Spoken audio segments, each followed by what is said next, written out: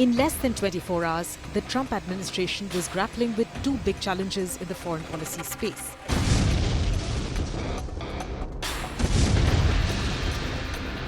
The first was Israel's brazen airstrikes on the offices of Hamas in Doha.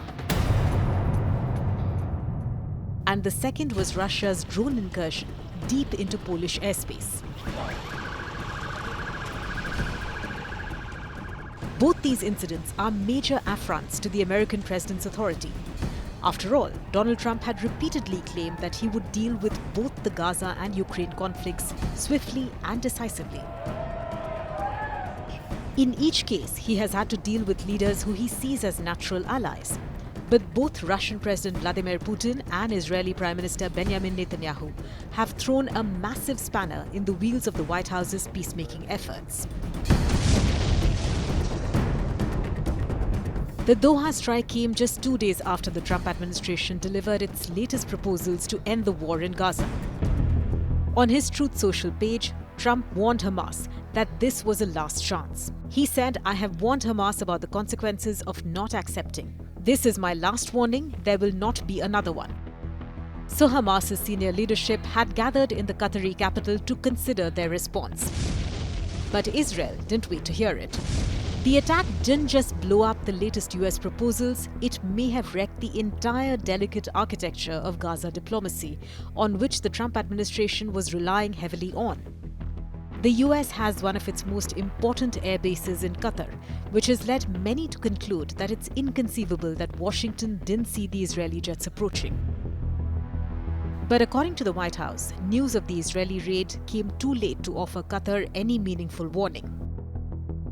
But if there wasn't a green light from Washington, what does this say about Trump's ability to influence Netanyahu's actions?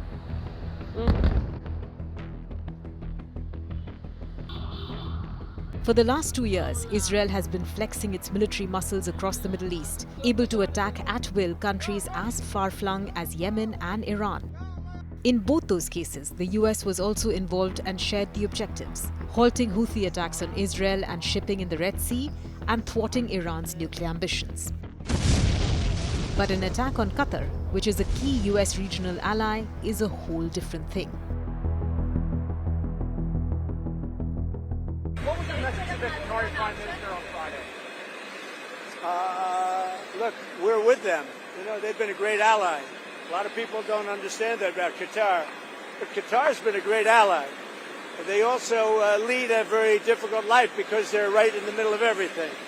So they have to be a little bit politically correct in their terms. But I will tell you, they've been a great ally for the United States, Qatar. What was your message today to Netanyahu about the strikes on Qatar? It was reportedly Well, my message is this. They have to be very, very careful. They have to do something about Hamas. But Qatar has been a great ally to the United States. A furious Qatar rushed its prime minister to the US to meet Trump and then hosted an Arab Islamic emergency summit. The US president simultaneously sent his top diplomat, Marco Rubio, to Israel to meet Netanyahu and discuss the fallout of the Doha strike. But Netanyahu appeared to be more determined to strike Hamas anywhere.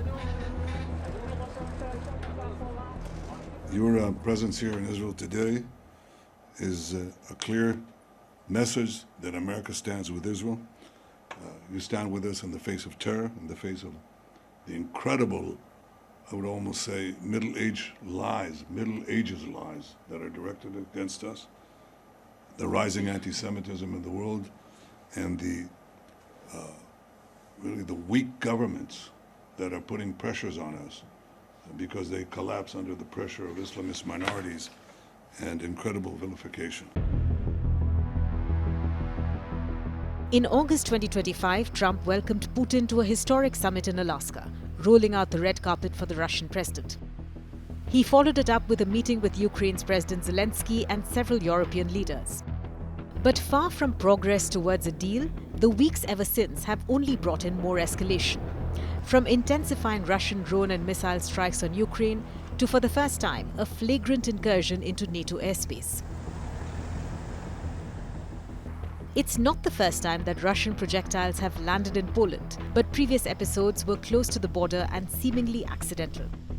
But this time, there was nothing accidental about 19 Russian drones flying deep into Poland.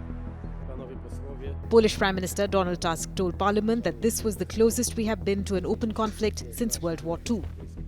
Despite Russian denials, the incident is being seen as a deliberate effort by Moscow to test NATO's resolve.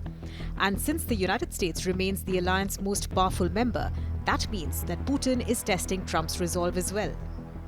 The American president's apparent reluctance to respond did not go unnoticed. After initial silence, he said the drone incursion to Poland could have been a mistake. What's your reaction to Russian drone incursion into Poland? Could have been a mistake. Could have been a mistake. But regardless, I'm not happy about anything having to do with that whole situation. But hopefully it's going to come to an end. The claim was promptly rejected by Polish Prime Minister Tusk, who said it was no mistake. The following day, Romania said a Russian drone has breached its airspace, the second NATO country to report such an incursion. But Trump remained silent. Given the US president's previous ambivalence about NATO, alliance members want reassurance that when the sovereignty of an ally is threatened, Washington can be relied on to respond. 2 days, 2 conflicts, and 2 conundrums. For Trump, a leader who does not like or expect to be challenged, this has been a testing experience to say the very least. But will he rise to the occasion and set the record straight with Netanyahu and Putin?